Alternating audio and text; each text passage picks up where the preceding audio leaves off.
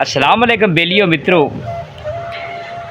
गल ये आ तुहानूं पता है कि पंजाबी कल्चर ठीक है यह जिहड़ी पिंड दी माहौल पिंड दे तरीकाकार यकीन कर पिंड दियां मौजां इंदे वर्गी ना तुहानूं वाह लभनी ना ताज़ा सब्जी लभनी।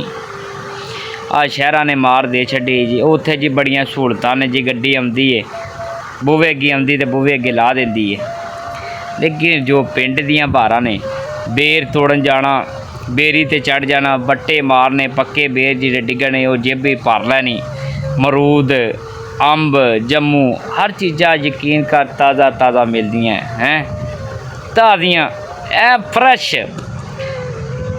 पिंड छड्ड के बैठे जी उत्थे जी सहूलतां ने जी। पढ़ाई हुण जी उर्दू बोलते ने मुंडे जी इंग्लिश बोलते ने जी। कहंदे सुनिया घर चों कढ़ दिता ने अपनी माँ बोली नूं छड्ड दिता ने।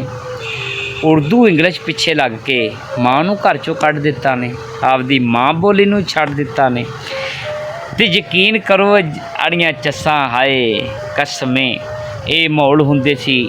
माई बापू बैठा हुंदा सी चुल्हे ते बैठे हुंदे सा कसमें अपनियां ही मौजां सी अपनियां बारां सी। ना कोई टेंशन सी ना कोई लैनी ना कोई देनी। हुण तां टेंशनां ने बंदे मार छड्डे ने।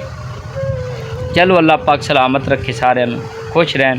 ते अज दी जंतरी 4 विसाख दी 2082 विक्रमी 18 चंद दी इस्लामी महीना शवाल 1446 हिजरी 17 अप्रैल ईस्वी 2025 ते दिहाड़ जी अज जुमेरात दा दिन जुमेरात दा भुल्लिया जे ना। लेकिन पिंड दे जेड़े बंदे शहरी ने ना पिंड दा किसी टाइम विजिट करन चस्सां आवणगियां।